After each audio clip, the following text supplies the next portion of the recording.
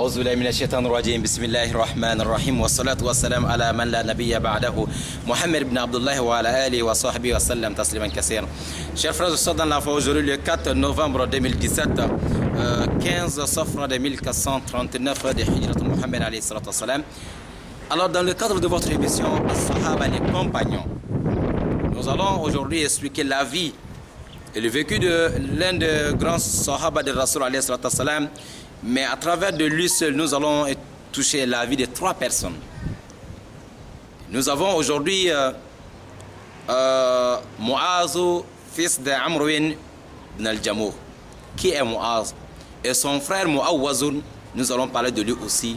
Et leur père aussi, alors Amr ibn al-Jamuh, et tous les 3 personnes-là.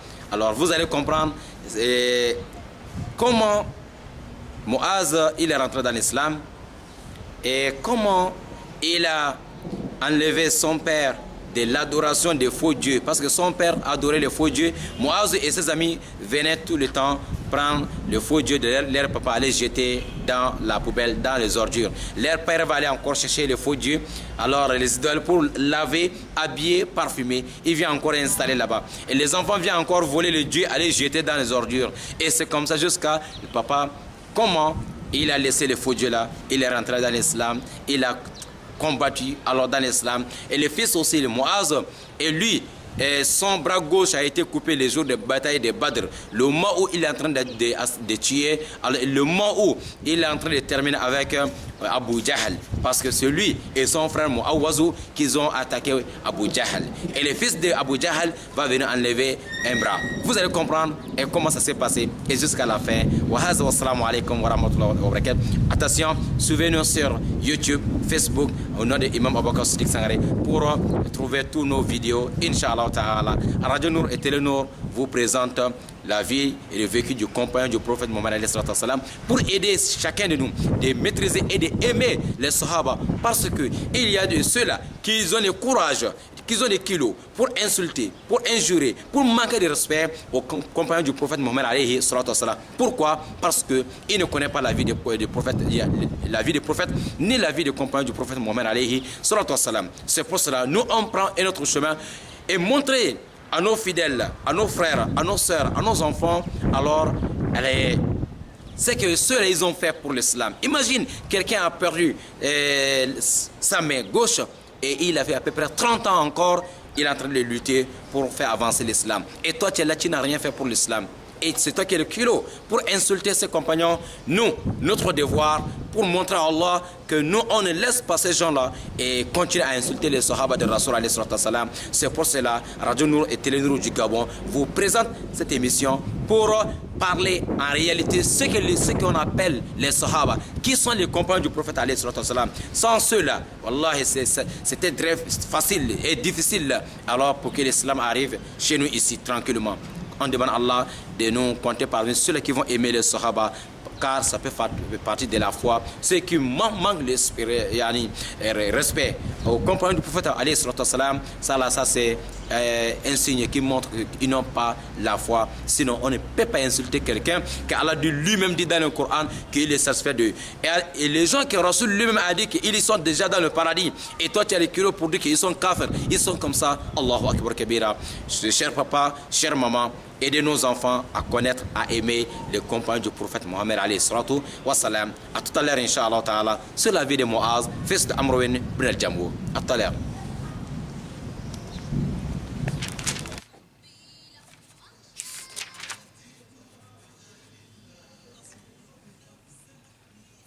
أعوذ بالله من الشيطان الرجيم بسم الله الرحمن الرحيم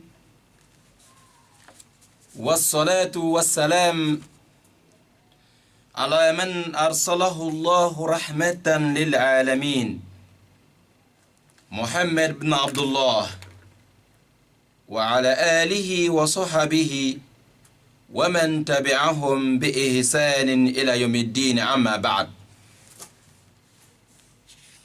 Assalamu alaikum wa rahmatullahi wa barakatuhu. Chers auditeurs et auditrices de la 95 FM, aujourd'hui samedi 14 15 Safra de 1439 de Hijrat Muhammad alayhi salam, le 4 novembre 2017. Inch'Allah ta'ala, chers frères dans la foi, vous êtes bien connectés sur la 95 FM Radio Nour Libreville Gabon. Dans le cadre de votre émission, les compagnons as-Sahaba, les compagnons du prophète Mohammed, sallallahu alayhi wa sallam, un samedi, un compagnon.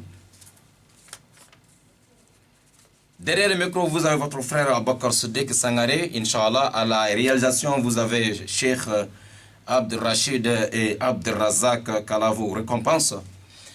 Voilà, donc aujourd'hui, nous avons choisi l'histoire de l'un des compagnons du prophète Mohammed alayhi salatu wassalam, dénommé Mu'adh bin Amri bin al-Jamuhi wa akhuhu Mu'awwazun. Nous avons aujourd'hui l'histoire de Mu'adh, fils de Amri bin al-Jamuh, et son frère Mu'awwaz. Naam. Qui est Mu'adh, fils de Amri bin al-Jamuh, et qui est son frère Mu'awwaz. Donc, les deux frères-là, Inch'Allah, leur histoire, leur vie, on ne peut pas parler de l'autre sans toucher la vie de l'autre. C'est pour cela que nous allons parler de tous les deux à la fois. Ces deux frères, petits frères, grands frères, parmi les enfants de Amr ibn al-Jamuh, Inch'Allah ta'ala, vous allez connaître aujourd'hui qui est ces deux compagnons, et encore, c'est des jeunes encore, ce sont des jeunes toujours qui ont laissé leurs traces dans l'islam. Naam. بينما كان الفتى معاذ بن عمرو بن الجموح في جماعة من أطرابه يسرحون ويمرحون بين الماء والظلال والخضرة، طلع عليهم الداعية المكي الشاب مصعب بن عمير رضوان الله عليه، فهياهم في رقة وعنس وخاطبهم في حب ووداد وقال: ألا تجلسون إلي ساعة فأحدثكم بما عندي، فإن سركم ما تسمعون أتممت، وإن أدجركم أمسكت. Naam. Lorsque ce jeune homme, Mu'adh, fils d'Amri ibn al-Jamuh, il était il était avec ses amis qui ont le même âge, en train de se reposer, s'amuser entre l'eau et encore entre l'ombre des dattiers, et en train de jouer avec des fruits et manger. Donc ils sont dans le jardin à Médine, à l'époque Yathrib.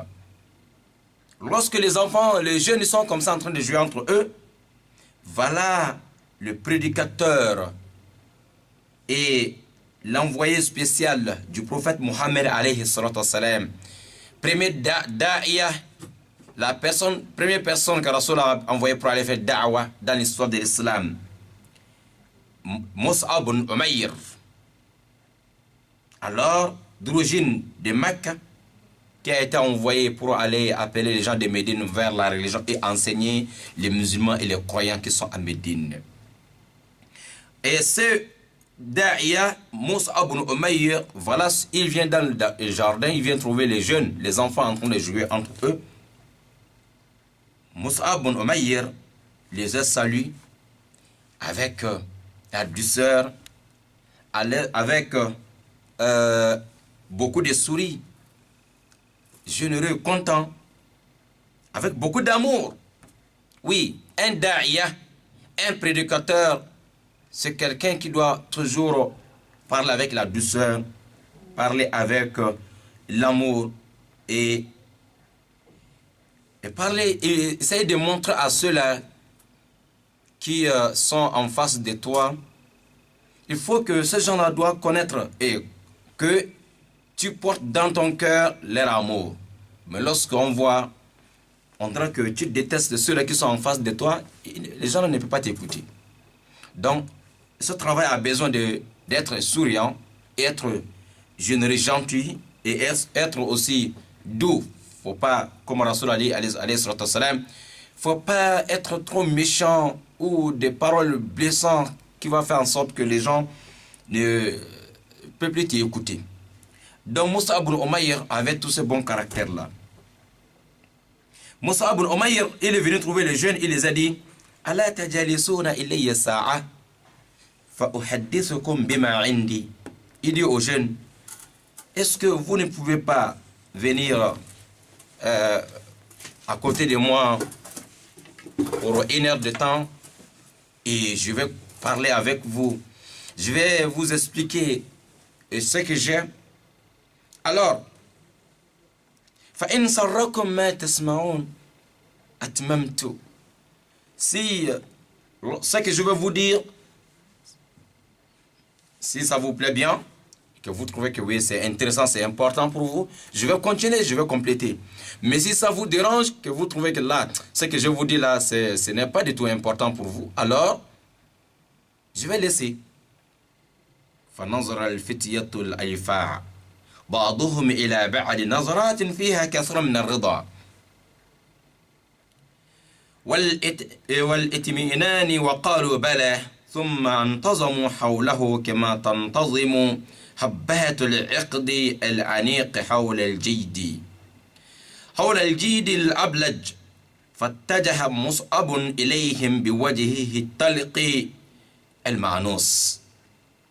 أخي الكريم, lorsque Mus'ab, tellement il était content, tellement il était souriant, et les jeunes, ils ont trouvé que, mais attends, lui, là, vraiment, c'est un homme, il est très gentil, alors pourquoi pas lui écouter? Les jeunes, ils se regardent.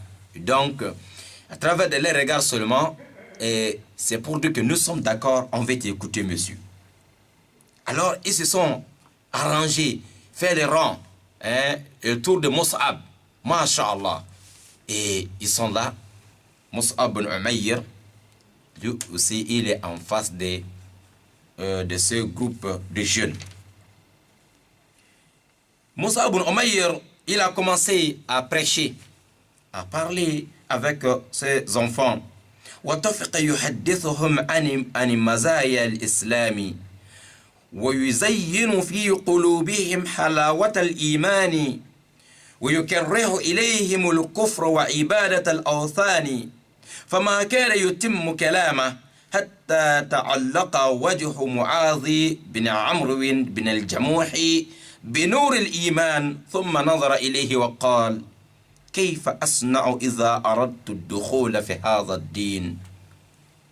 Lorsque Mus'ab est en train de prêcher, en train de parler des bienfaits de l'islam, l'amour, la solidarité, ce qui est dans l'islam, il est en train de alors orner dans leur cœur l'amour de l'islam et aussi la foi sincère en Allah subhanahu wa ta'ala.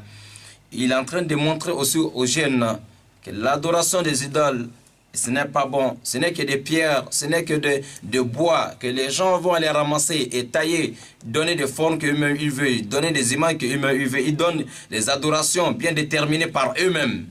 Et ces bois, ces cailloux, ne savent même pas qu'on est en train de les adorer. Alors ça c'est l'égarement, c'est Satan qui est en train de tromper les gens. Et avant que Mus'ab ibn Umayr termine ses propos, voilà le jeune Mu'adh, fils de Amr ibn Jamour, il regarde Mus'ab. Il pose la question. Il dit, mais, monsieur, je vais faire comment si je veux rentrer dans cette religion? La religion que je suis en train de parler, c'est très très belle, c'est bon, mais je vais faire comment et pour rentrer dans cette religion? Mus'ab lui dit, lève-toi, تقوم إلى هذه البئر فتطهر بمائها. Lève-toi, tu vas aller, le puits que tu vois là-bas, va puiser l'eau et quand tu finis de trouver l'eau, il faut te purifier. C'est-à-dire il faut faire le grand lavage, grand bain, lavage de janaba. Après ça, tu viens. C'est comme ça.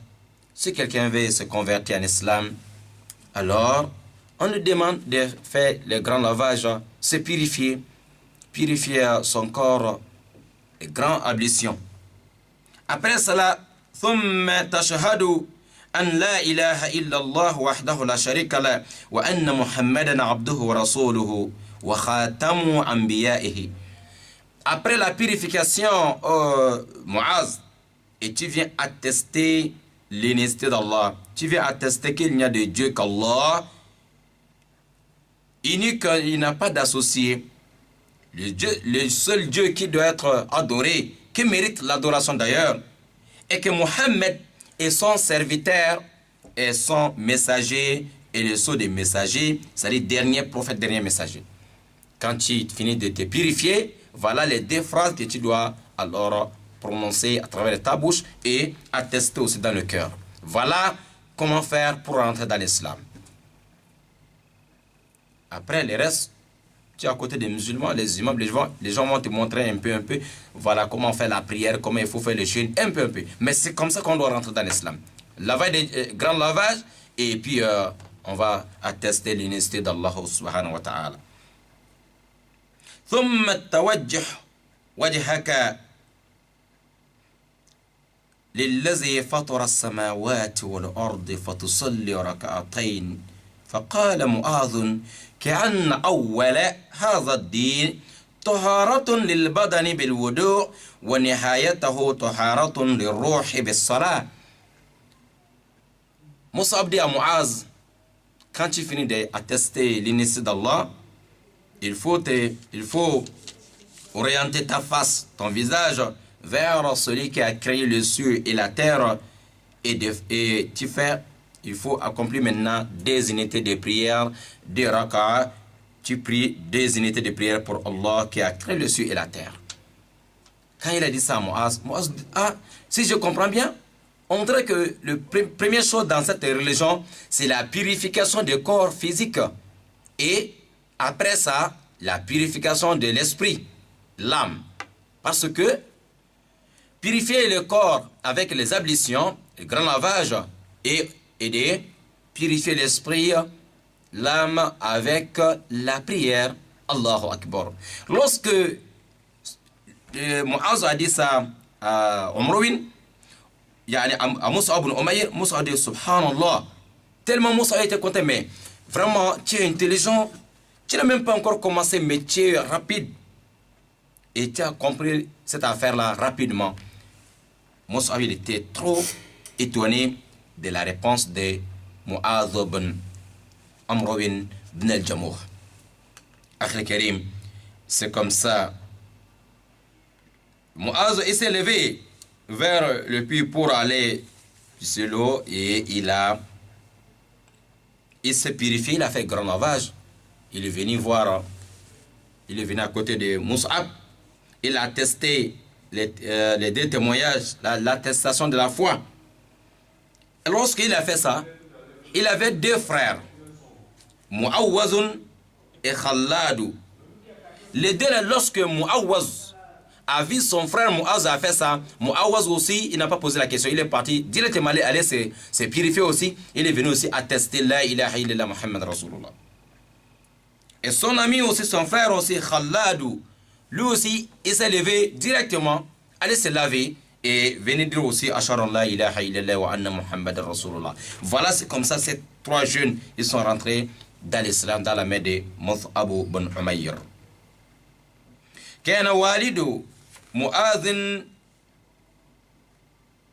عمرو بن الجموح إذ ذاك شيخا كبيرا طاعنا في سنه وكان له صنم يدعى مناتا اتخذه من نفيس الخشب وأسبغ عليه كثيرا من الرواة والبهاء ونافس فيه أمثاله من الأشراف ونظر نفسه لسدانته كان يغضو عليه إذا أصبح ويروه إليه إذا أمسى Mais le père de Muaz, son père s'appelait Umar ibn al-Jamour. C'était un papa qui est dans le 3e âge, entre 50 et 60 ans, comme ça. Mais il avait un idole, un faux dieu dénommé Manata. Le vieux là, Masha'Allah, celui-même qui a fabriqué son dieu, et il dépense beaucoup d'argent pour l'entretien de son dieu. Les parfums, de l'encens, des vêtements. Et pour son dieu, celui-même qui habillait son dieu. Il avait pris un engagement vis-à-vis de son faux dieu pour dire que lui, il va faire tout possible de dépenser beaucoup d'argent, de se mettre au service de son dieu. Subhanallah. Alors, chaque matin, il vient voir d'abord son dieu et parler, voilà. Et chaque soir, il vient aussi voir son dieu. Mais le fils qui vient de se convertir, Muaz en islam, l'enfant savait avec la certitude qu'il ne peut pas convaincre son père pour délaisser le faux Dieu et pour attester l'inécité d'Allah.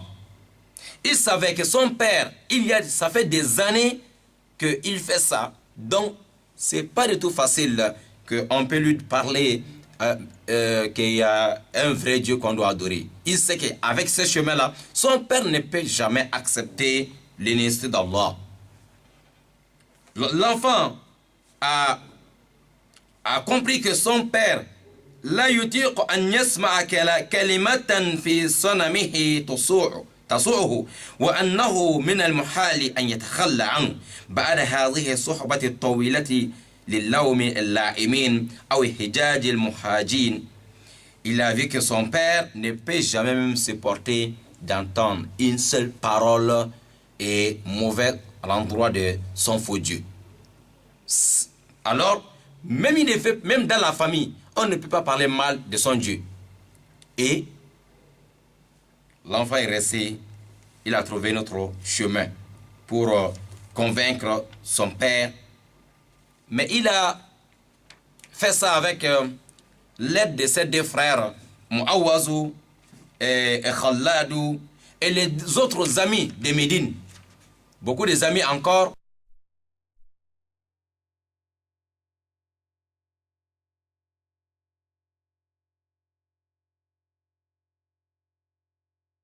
Avait déjà aussi accepté l'islam, mais elle ne veut pas que son mari sache que elle a accepté l'islam. Donc, la solution, le chemin qu'ils vont trouver maintenant pour corriger l'erreur de leur papa, ils se sont regroupés les jeunes. Un jour, فذات ليلة عمد هو وأخواه مؤوذ وخلاد وأطراب لهم من غلمان بني سلمة إلى مناة فانتزعوه من مكانه في هدوء ومضوا به إلى حفرة خلف البيوت ترمى فيها الأقذار وطرحوه في أعماقها أرضا وعادوا أدراجهم ثم ناموا مع النائمين وكأن شيئا لم يقع. Akhir Karim, Muaz et son frère Muawaz et Khalladou et leurs amis de Médine, ils se sont regroupés la nuit. Lorsque tout le monde dort, ils ont venu trouver le faux dieu de leur papa, Manata. Ils ont enlevé tout simplement, sans faire le bruit, ils ont amené le faux dieu là. Alors, hors de la ville de Médine, il y avait grand poubelle, c'était, on peut dire, un grand trou que tout le monde vient jeter leurs ordures là-bas. Donc, grand poubelle de la ville, ils sont partis balancer le faux dieu de leur père dedans là-bas. Si c'est un dieu, il peut se sauver. Les enfants, ils sont retournés calmement aller dormir avec les gens à la maison. On dirait qu'il n'y a rien, ils n'ont rien fait. فلما أصبح الشيخ مضى على عادته إلى صنمه فلم يجده فاستشاط غضبا وطفق يبحث عنه في كل مكان إلى أن وجده مكبا على وجهه في الحفرة. Le matin, le papa, comme son habitude, il s'est réveillé, il va aller d'abord voir son Dieu. Il est parti trouver que le Dieu n'est plus dans sa maison. Mais Dieu a démissionné ou Dieu a fui ou quelqu'un a volé son Dieu. Le vieux, il a cherché son Dieu dans Médine, partout, il n'a pas trouvé son Dieu. Finalement, l'endroit qu'il n'a pas imaginé, il est parti trouver son Dieu dans la grande poubelle de la ville de Médine. Subhanallah.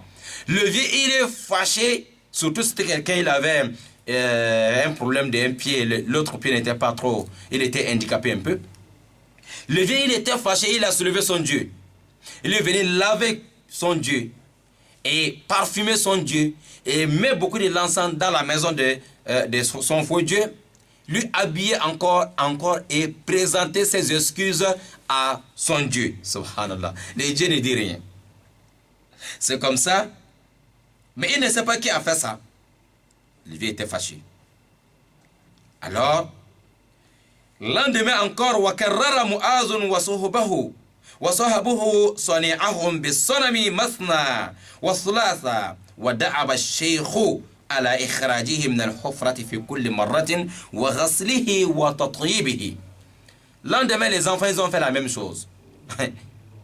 Le papa aussi, il est parti toujours chercher son Dieu. Deuxième fois, troisième fois, quatrième fois. فلما كانت الليلة الرابعة أدركه الملل فراها إلى الصنم قبل منامه وأخذ سيفا مسنونا وعلقه برقبته وقال له يا منات إن كنت إلها حقا فادفع عن نفسك أولئك الذين يبغون عليك ويسيعون إليك. Quatrième jour, le vieux a vu que vraiment je suis fatigué de protéger un Dieu comme ça. Je pense que le Dieu doit me protéger et protéger ma famille. Mais s'il faut que c'est moi qui dois aller chercher mon Dieu dans les grandes poubelles tous les jours, là, c'est pas sérieux ça. Alors, il est parti chercher un épée, un grand machette. Il est venu déposer à côté de son Dieu. Il dit, bon, Manat, ce que je dois te dire aujourd'hui, là, je suis fatigué d'aller te chercher tous les jours. Donc, je vais t'aider. Comme tu n'arrives pas à te défendre, tu n'arrives pas à te protéger, ni protéger nous et moi et ma famille, bon, je vais te donner quand même un machette et toi-même, il faut te sauver aujourd'hui, il faut te défendre. Les gens qui viennent te prendre tous les jours et te jeter là, voilà le machette, s'il vient là, il faut prendre le machette, voilà, tout ce que tu peux faire, il faut faire. Le vieux, il était fâché un peu, il n'avait pas le courage d'aller chercher son Dieu le lendemain. Donc, il a bien armé son Dieu, il est parti dormir. Les enfants sont venus comme d'habitude. فلما أصبح وجد صنمه في الحفرة نفسها وقد قرن إلى كلب ميت فلم يخرجه هذه المرة من مكانه وإنما تركه حيث هو وشهد أن لا إله إلا الله وأن محمدا رسول الله صلى الله عليه وسلم. Les enfants sont venus trouver le Dieu avec le machette. Ils ont enlevé le machette tranquillement. Ils ont déposé le machette à côté. Et ils ont amené le faux Dieu là, dans le caniveau qui se trouve hors de la ville de Médine. Là, cette fois-ci, ils ont trouvé un chien mort là-bas. Ils ont dit, ok, le Dieu là, on ne doit pas jeter comme ça cadeau aujourd'hui. Donc, ils ont attaché les chiens noirs, les chiens morts là avec le faux Dieu de leur papa. Donc, tous les deux collés, ils ont jeté maintenant ensemble dans les trous. Le lendemain, le vieux est venu trouver que son Dieu n'est pas là-bas. Et Machette est là. Machette n'a pas trouvé, il n'a pas travaillé. Mais il dit, mais c'est comment? Pourtant, j'ai bien armé celui-là, il a fait comment? Le vieux est parti dans le trou d'habitude. Il est parti trouver son Dieu là-bas. Mais cette fois-ci, le Dieu n'est pas seul. Il est attaché avec un chien mort. Ah, le vieux dit, non. En tout cas, aujourd'hui, c'est aujourd'hui. Aujourd'hui, c'est pas moi qui va te laver. Aujourd'hui, c'est pas moi qui va te sauver. Là, il faut rester avec les chiens noirs là. Ça, c'est quel Dieu ça? Et tu ne peux pas te protéger? J'ai pensé que toi, tu es un Dieu que tu peux te protéger et protéger nous autres. Mais on vient te balancer tous les jours dans les trous. Et aujourd'hui, tu es attaché avec un chien mort. Non. Là, en réalité, toi, tu n'as pas un Dieu. Donc, le vieux, il est retourné là-bas, de là-bas, il est fâché, il est en train de parler seul. Il a vu quelques papas encore sur la route, quelques personnes. On explique les problèmes. Les gens disent, Umruin, voilà ce que tu vas faire. Va voir le représentant, le monsieur qui est en train de parler d'un vrai Dieu. Comme toi, tu aimes affaire de Dieu là. Donc, ça veut dire que ton Dieu là que tu as vu dans le trou là, c'est pas un Dieu. Va voir Mus'ab ibn Umayr, il va te montrer le vrai Dieu. Il va te parler de vrai Dieu. C'est comme ça, le papa, à peu près 60 ans, il a dit Ashhadu an la ilaha illallah wa ashhadu anna Muhammadan abduhu wa rasuluh. C'est comme ça, le vieux, il est entré en islam. Ça, c'est le père de Mu'adh ibn Amr et Mu'awaz ibn Amr et leurs frères Khalad et les autres amis. توب معاذ وأخواه بإسلام أبيهم نفسا وقروا بإيمانه عينا فقد تحول البيت المؤمن إلى مأقل من مآقل الإسلام في يثرب بعد أن دان كل من فيه بدين الإسلام واستضاع جميع سكانه بنبوة محمد صلى الله عليه وسلم. نعم, la maison de papa Amr ibn al-Jamuh, c'est devenu, on peut dire, un quartier général de l'islam. C'est devenu alors une maison, une famille croyante musulmane. Et comme dans chaque famille de Médine, à ce jour-là, l'islam était déjà rentré dans chaque famille. Chaque famille, tu trouves déjà un ou deux ou trois musulmans déjà. Tout le monde, Médine était content. Les habitants de Médine, tout le monde était content avec la prophétie du prophète Mohammed sallallahu ta'ala alayhi wa sallam. Je vais parler de majorité. ولم يمضي غير قليل على إسلام معاذ بن عمرو وحتى قدم الرسول صلى الله عليه وسلم المدينة مهاجرا. Après l'islamisation, la conversion de Muaz et ses frères, d'ailleurs et son père aussi, quelques temps plus tard, Mohammed alayhi salam, il va immigrer vers Médine. Rasul alayhi salam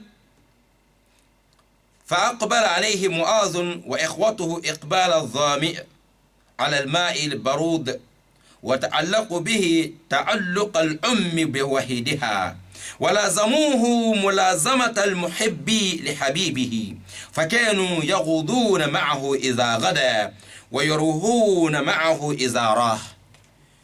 Les enfants, les jeunes, Muaz et Muawaz et ses amis, comme beaucoup de jeunes de Médine, lorsque Rasul arrive à Médine, ils sont restés collés à côté de Mohammed comme des amis inséparables, comme une maman et son enfant unique. Les enfants, ils sont à côté de Mohammed, matin, soir, midi, ils sont toujours à côté de Mohammed, dans l'école de Mohammed, dans l'établissement de Mohammed, en train d'apprendre tous les comportements, tous les enseignements de Mohammed, sallallahu alayhi wa sallam, les versets coraniques, les hadiths, tout, ils sont en train d'apprendre tout avec Mohammed. Tellement l'amour de Mohammed, alayhi sallam, est alors bien installé dans le cœur de ces jeunes. Akhil Karim, ils priaient derrière Mohammed, alayhi salam. Les prêches de Mohammed, tout c'est devant eux.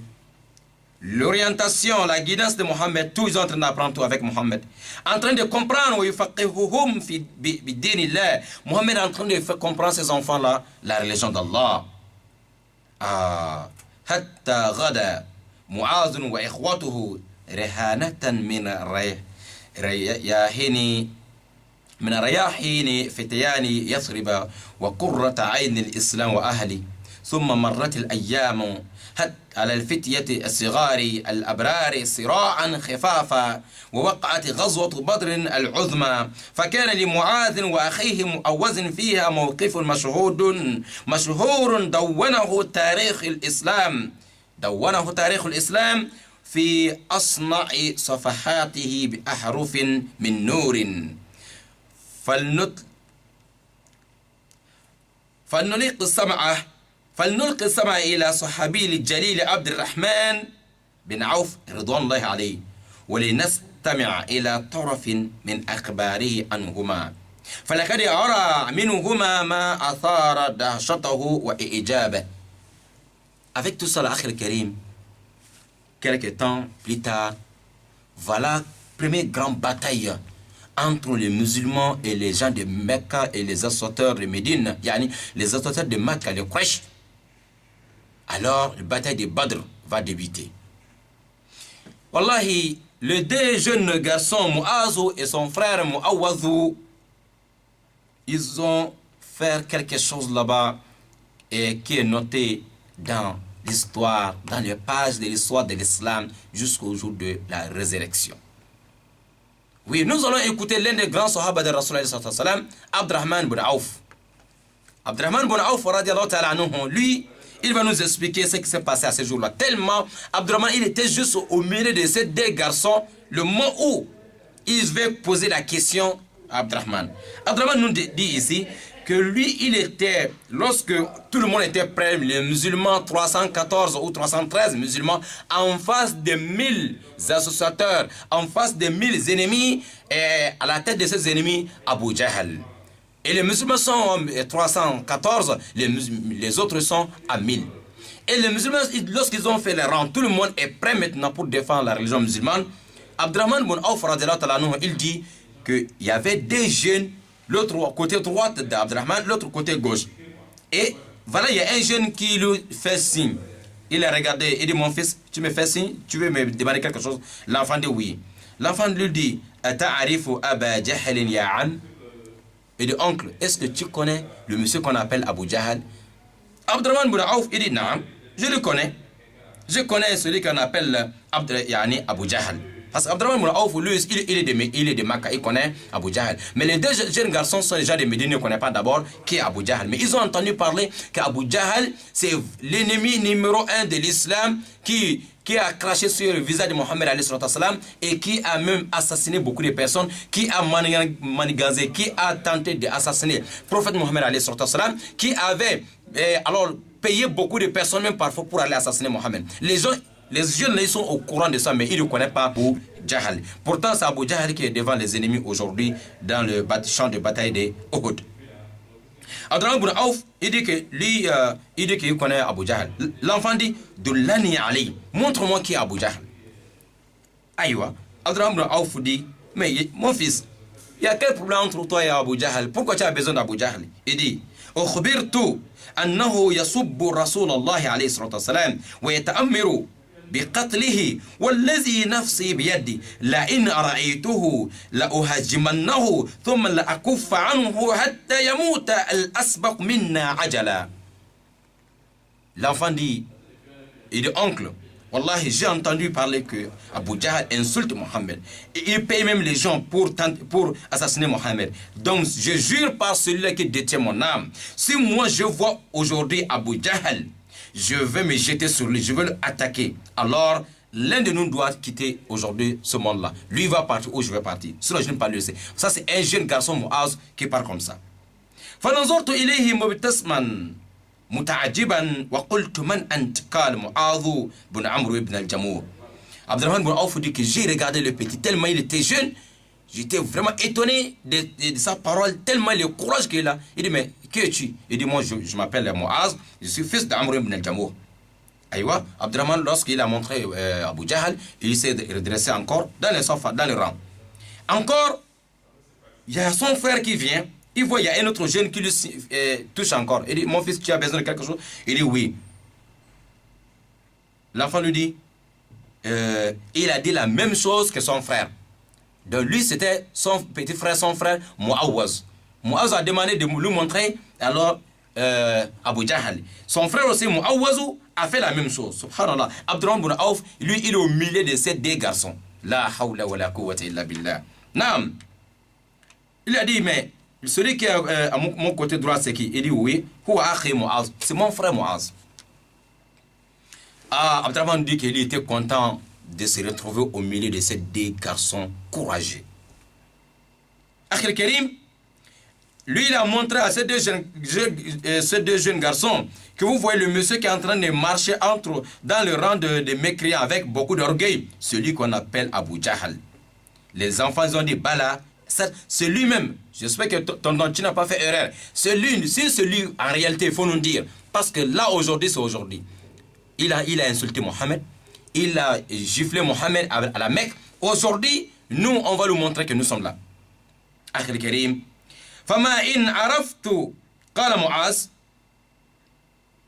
فما إن عرفت وأبا جهل وتثبت منه حتى قصدت جهته، وكان المشركون يلتفون حوله كأنه في غابة من الرجال، فقال لي رجل من المسلمين كان يرمقني: إياك وأبا جهل يا غلام، فإن الوصول إليه مطلب عصير عليك، فوالله ما زادتني مقالته إلا إصرارا وعزما. Muaz dit que lorsque j'ai bien connu que lui là c'est Abu Jahl, alors j'ai pris la direction de Abu Jahl. Je vais le toucher maintenant. Il y a un sahab, il y a un musulman qui me dit: hey, mon fils, fais très attention. Fais très attention. Abu Jahl, tu ne connais pas qui est Abu Jahl. Il est très dangereux. Et encore, Abu Jahl, il était au milieu des hommes. On dirait un arbre qui se trouve au milieu des autres arbres dans la forêt. Tellement il était entouré avec ces hommes. Lorsque le monsieur m'a dit de faire attention, ça m'a encore donné beaucoup de courage et beaucoup de détermination. J'ai dit non, je ne laisse pas aujourd'hui Abu Jahl. C'est comme ça, lorsque Muaz s'est approché de cet homme, فما اندفعت نحوه فلما تمكنت منه وثبت عليه وضربته بالسيف ضربة أهوت بساقه على الأرض، وكان أخي مؤوز يتبعني، فلما غدا فوق أبي جهل أكب عليه سيفا وطفق يؤمله فيه. Lorsque j'ai vu Abu Jahl, je me suis jeté sur lui comme un lion avec mon épée. J'ai frappé Abu Jahl un coup, Abu Jahl est tombé au sol. Il est tombé et avec une blessure, il était blessé vraiment mortellement. Et mon frère Muawaz, il était derrière moi. Quand Abu Jahl est tombé, mon frère est venu monter encore sur lui, sur sa poitrine. Avec son épée, il a encore bien travaillé sur Abu Jahl. C'est là, pendant que mon frère Muawaz est sur Abu Jahl, les éléments, les gardes de Abu Jahl, ils ont commencé maintenant à lancer des flèches sur mon frère Muawaz. Ils ont jeté beaucoup de flèches sur mon frère, mais avec tout ça, mon frère n'a pas laissé Abu Jahl. Et jusqu'à beaucoup de flèches est tombé sur son dos. Et jusqu'à là, et lui aussi il a été blessé gravement, jusqu'à il a perdu beaucoup de sang. Il est tombé là-bas. Quand il est tombé, et c'est là-bas que mon frère Muawaz, il est mort à côté de Abu Jahl, parce que les gens de Abu Jahl, ils ont lancé beaucoup de flèches sur lui. Inna lillahi wa inna ilayhi raji'un. Et quant à moi, Muaz, je continue. Et le fils de Abu Jahl, Ikrimata ibn Abu Jahl, lui, il est venu me trouver. Allahu Akbar. Eh Allah, c'était le jeune. Le fils d'Abu Jahl, avec son épée, il est venu enlever mon bras gauche avec son épée. Il m'a frappé sur mon bras gauche, il l'a coupé. C'est resté seulement, le bras là est collé seulement avec un morceau de chair seulement, un morceau de peau. Sinon, là, mais je continue comme ça à travailler. Le bras là en train de balancer derrière moi. Avec la main droite, avec mon épée, j'ai travaillé toute la journée avec un seul bras. Et l'autre bras en train de balancer derrière moi, subhanallah. Et je ne fais que défendre la religion d'Allah, je ne fais que alors protéger l'honneur de l'islam, je ne fais que protéger le prophète Mohammed sallallahu alayhi wa sallam. Et jusqu'à toute la journée, vers la soirée, et tellement j'ai perdu beaucoup de sang, tellement les bras coupés là, ça me dérange, je fais quoi? Allahu Akbar. De mon bras gauche coupé là, et je piétinais avec mon pied gauche, et maintenant j'ai tiré pour couper le reste des morceaux de peau là. Comme ça mon bras gauche est tombé. Je continue à travailler. Inna lillahi wa inna ilayhi raji'un. Wallahi, c'était comme ça les hommes. Oui. Et lorsqu'il a fait ça, Akhir Karim, et jusqu'à Masha'Allah, Wallahi, Muaz, il est resté dans le reste de sa vie avec un seul bras bras droit, mais chaque bataille, il est toujours avec les musulmans. Il n'a pas dit que non, j'ai perdu un seul bras, je ne dois pas aller. Et chaque bataille, il est toujours là-bas avec sa main droite, avec son épée pour défendre la région d'Allah subhanahu wa ta'ala. Jusqu'à la fin de la vie du prophète alayhi salam. Abu Bakr Siddiq est venu au pouvoir. Toujours, Muaz avec son bras droit, il travaille. Jusqu'à l'époque d'Omar ibn Khattab, jusqu'à l'époque d'Osman ibn Affan, Muaz n'a jamais manqué une bataille parce qu'il a un seul bras. Muaz ibn Umar ibn al-Jamour. Et jusqu'à dans la vie dans le temps de Osman ibn Affan, Muaz, c'est là-bas qu'il a répondu l'appel de son Seigneur. C'est comme ça Muaz radiallahu ta'ala anhu wa an sahaba ajma'in, il est décédé dans le temps de Osman ibn Affan et le reste de son corps est parti retrouver l'autre partie du corps, le bras qu'il avait perdu il y a de cela à peu près plus de 20 ou 30 ans. Allahu Akbar. Il disait chaque fois qu'il demande à Allah le bras qui est parti avant lui, qu'il trouve et que le bras la trouve, alors le paradis avant son arrivée. Akhir Karim, voilà, c'était la vie de Muaz, fils de Amr ibn al-Jamuh, et la vie de son frère Muawwaz. Et c'est comme ça, Akhir Karim, que le deux là, Inch'Allah Ta'ala, ils ont beaucoup travaillé. Et leur papa aussi, qu'on appelle Amr ibn al-Jamuh, les jours de bataille de Badr, il avait fait tout possible pour venir batailler. Rasoul dit non, toi tu es handicapé et encore tu es vieux, reste à Médine. Les enfants aussi, ils ont dit à Rasoul de ne pas laisser leur papa, il va aller au bataille parce qu'il est fatigué. Mais deuxième bataille qui est venue après, il y a une Uhud. Le vieux a dit, Ya Rasulallah, mes enfants ne font que m'empêcher de ne pas aller au bataille. Moi je vais gagner les mêmes récompenses que les autres musulmans. Il a parlé, Rasoul dit non, reste à la Médine. Yani Allah ne te juge pas, toi tu es malade. Il dit non, Ya Rasulallah, donc tu me vois, tu ne veux pas que moi je gagne aussi le paradis? Ah, Rasoul n'a pas trouvé la réponse. C'est comme ça, le papa, il est parti aux batailles de Uhud. Mais c'est là-bas, parce qu'il était handicapé, il pose la question à Rasoul. Il dit à Rasulallah, si je meurs, est-ce que moi je suis handicapé comme ça, est-ce que moi je peux aussi trouver ma place dans le paradis avec mon pied, un pied un peu tordu là? Rasoul dit, Wallahi, que je te vois déjà en train de balancer dans le paradis. Il dit Allahu Akbar. C'est comme ça, le papa là, il a travaillé les jours de Badr. Les hommes, les 80, les 70 personnes parmi les musulmans qui sont tombés dans le champ de bataille de Uhud, Wallahi, le vieux, il était parmi eux. Akhil Karim, plus de 45 ans plus tard, après le décès de le papa là, il y a un grand pluie qui a frappé le cimetière des Shohada, des martyrs de Uhud. Quand les musulmans sont venus pour changer la tombe de corps, c'est parce que ceux qui sont morts là-bas, la pluie est venue ouvrir beaucoup de tombes. Wallahi, ils ont trouvé le papa Umruwin, le papa de ces deux jeunes garçons qu'on est en train de parler. Ils ont trouvé le corps là plus de 40-45 ans plus tard. Ils ont trouvé le corps là et toujours en bon état, comme c'est aujourd'hui qu'on a enterré, toujours le sang en train de couler de son corps, plus de 40 ans après le décès de papa Amrouine, qui avait le Dieu là, que les enfants jetaient dans les ordures tous les jours. Voilà l'histoire d'un papa et ses enfants dans l'islam. Mon frère, tu as fait quoi pour l'islam?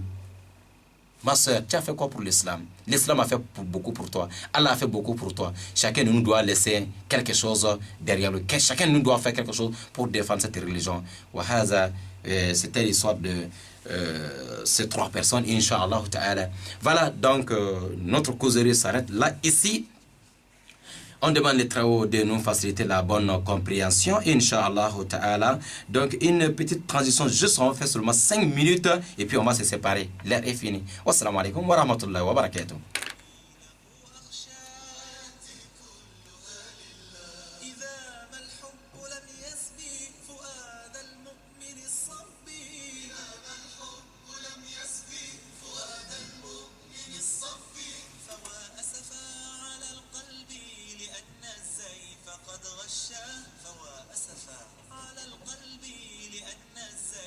قد غشى حياتي كل غالي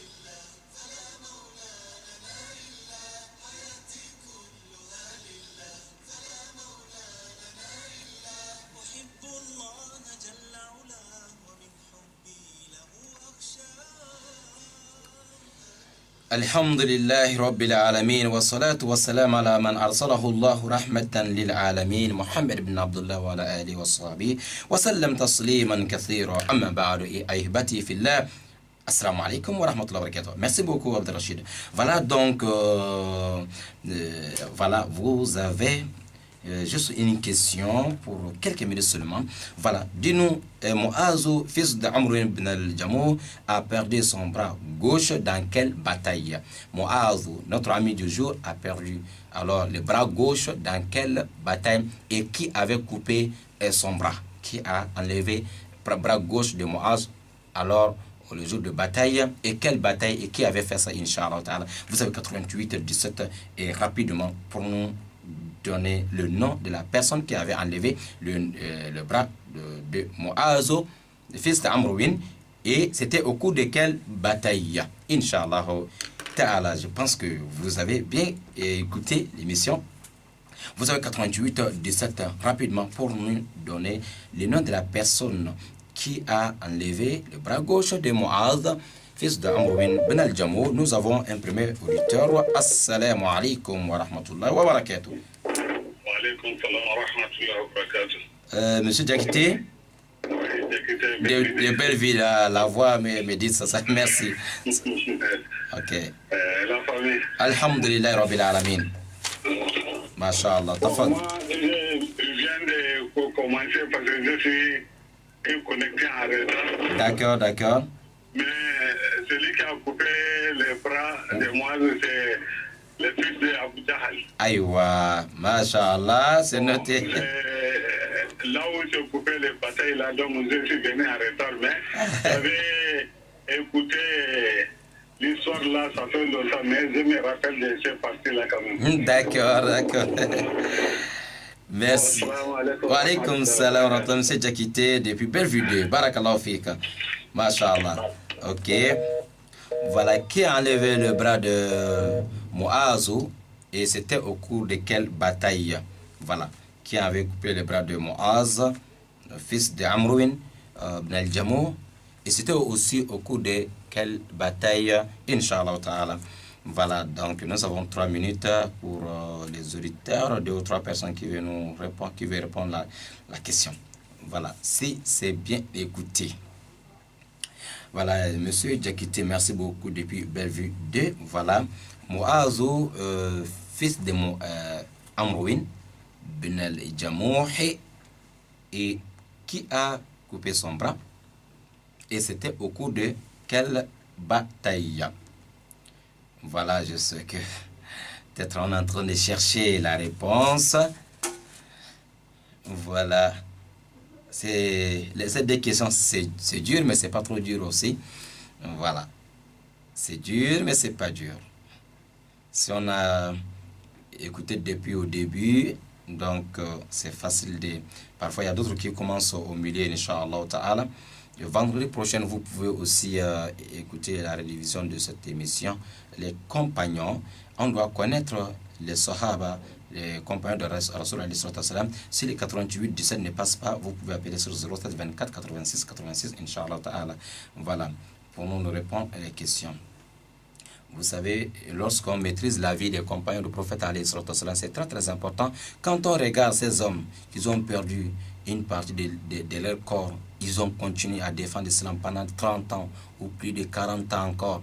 Mais si on trouve les gens aujourd'hui qui ont le courage d'insulter ces compagnons-là, si on trouve des gens qui ont le courage de... Subhanallah, on voit que ça c'est vraiment un mauvais signe. Wallah, ce n'est pas gentil d'insulter ces compagnons qui ont aidé l'islam, qui ont fait en sorte que l'islam arrive chez nous ici.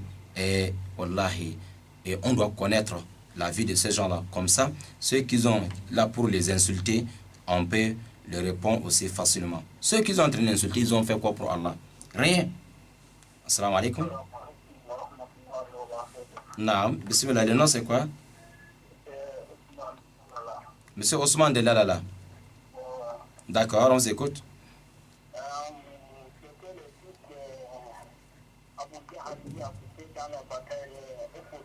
Dans la bataille de...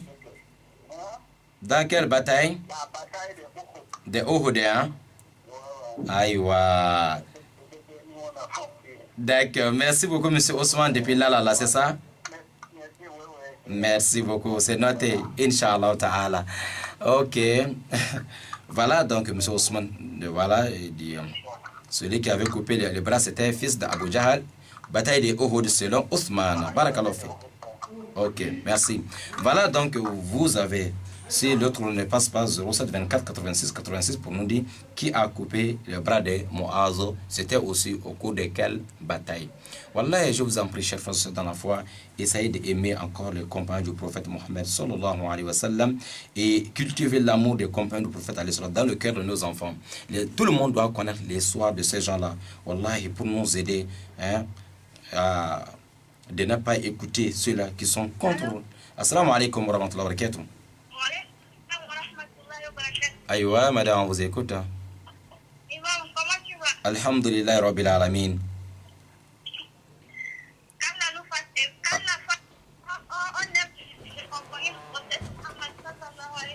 Amin. Wa alaykum salam. Ça fait partie de la foi d'ailleurs. Amin. C'était le fils d'Abu Jahl qui a coupé le bras de Muaz. Hein? D'accord, le fils d'Abu Jahl, c'est noté. Bataille de Uhud. Ok, c'est noté, madame Aminata Jawara, depuis venez voir. Shukran. Amin, Inch'Allah. Voilà, donc nous allons fermer la page ici, Inch'Allah ta'ala. Merci beaucoup à tous ceux qui ont écouté l'émission. Vendredi prochain, vous allez écouter la rédivision vers 21h, Inch'Allah ta'ala. Voilà, monsieur Diakité et monsieur Ousmane et madame Amina Jawara. Voilà, vous tous, vous avez gagné première réponse. C'est le fils d'Abu Jahl qui avait coupé le bras de Muaz le jour de Uhud. Le fils d'Abu Jahl, Ikrimata ben Abi Jahl. Mais après 20 ans, Ikrimata, quand il a lutté aussi contre l'islam pendant 20 ans, après il est devenu encore un grand musulman aussi. Celui qui avait enlevé les bras là. Mais après lui aussi, il est rentré dans l'islam. Vraiment, il a beaucoup défendu encore l'islam après ça. Mais on a coupé les bras là où c'était au cours de bataille de Badr. C'était bataille de Badr, c'est là-bas qu'on a coupé les bras de Muaz et il a duré encore après, jusqu'à après la vie de Mohammed. Abu Bakr est venu, Omar est venu jusqu'à dans le temps de Ousmane que Muaz est décédé. Rahimallahu ta'ala, radiallahu ta'ala anhu wa ani sahaba ajma'in. Wa hadha wa akhiru da'wana anil hamdulillahi rabbil alamin. Wa salamu alaykum wa rahmatullahi wa barakatuhu. À la prochaine, Inch'Allah.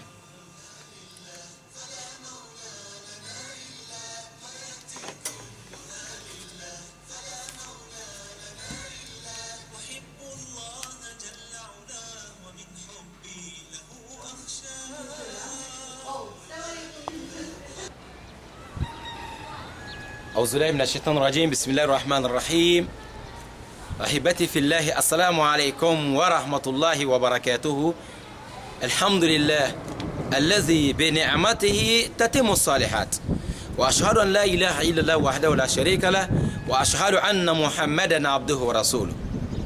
Chers frères et sœurs dans la foi, chers amis de la radio et télé Nour du Gabon, chers fidèles et tous ceux qui nous regardent partout dans le monde entier, Inch'Allah ta'ala. Nous avons parlé aujourd'hui sur la vie de quelques compagnons du prophète Mohammed alayhi salam, à savoir Muaz et son frère Muawaz et Khalad et pareillement leur papa Amr ibn al-Jamoh. Et ce travail qu'on vient de faire, on demande à Allah que ça soit sincère pour Allah les travaux et encore qu'Allah récompense tous ceux qui ont alors fait quelque chose pour la mise en place des radios et télé Nour du Gabon. Et nos sincères remerciements et nos sincères invocations de doua à l'endroit des autorités du Gabon et qui ont permis à l'autorité, aux autorités islamiques d'installer la télé et la radio islamique au Gabon. Et sincères remerciements aussi à l'endroit de Conseil supérieur des affaires islamiques du Gabon, son président, son excellence Imam Ismail Hossein Ossa, et le président Yani, son excellence aussi le conseil spécial des raïs de la communauté musulmane du Gabon, M. Ali Akbar Onanga, et à la direction générale et à son directeur général de radio et télé Nour du Gabon, M. Issa Abesselo, et tous ceux qui sont autour de pour la mise en place ou la bonne gestion de l'islam et la radio et télé Nour du Gabon à Libreville. Et tous les musulmans et musulmanes, tous les croyants et croyantes et qui financent alors leur bien et leur énergie et leur qui financent aussi leur savoir-faire et savoir-faire pour l'avancement de l'islam au Gabon et encore et la bonne marche de la radio et télé Nour. Parce que la radio Nour et télé Nour a besoin de chacun de vous, alors financièrement et moralement. On demande les travaux de nos facilités. Et pourquoi? Parce que, et pour que l'islam, pour faire avancer l'islam, il nous faut des chemins. Aujourd'hui, les médias est très important pour l'avancement de l'islam. C'est pour cela, chers frères dans la foi, on a besoin de vos bénédictions et vos doigts et pensez aussi positivement alors et à Radio et Télé Nour du Gabon pour que, Inch'Allah Ta'ala, et un peu de temps, on se retrouve directement sur les satellites, Inch'Allah Ta'ala. Akhil Karim, l'émission Les Sahaba, c'est chaque samedi que Radio et Télé Nour vous présente cette émission pour aider les musulmans à connaître la vie des compagnons du prophète Mohammed sallallahu alayhi wa sallam. Alors, présenté par votre frère Imam Abou Bakar Siddiq Sangaré. Tous ceux qui veulent alors suivre nos vidéos à travers de YouTube et Facebook, vous allez mettre seulement Imam Abou Bakar Siddiq Sangaré. Alors, qu'Allah les travaux nous guide dans le droit chemin. Et pour poser des questions sur la vie de ce compagnon, vous avez les 07 24 86 86. Ceux qui sont hors du Gabon, vous avez 00241 07 24 86 86. 00241 07 24 86 86. Inch'Allah Ta'ala, pour poser des questions sur les questions ou les thèmes ou les émissions que nous présentons, Inch'Allah Ta'ala, à la radio et télé Nour du Gabon. Wa haza wa salamu alaikum wa rahmatullahi wa barakatuh. Samedi prochaine pour la vie de notre compagnon. Qu'Allah compte parmi les amis et ceux-là qui vont aimer les Sahaba et Rasul sallallahu alayhi wa sallam. Shukran.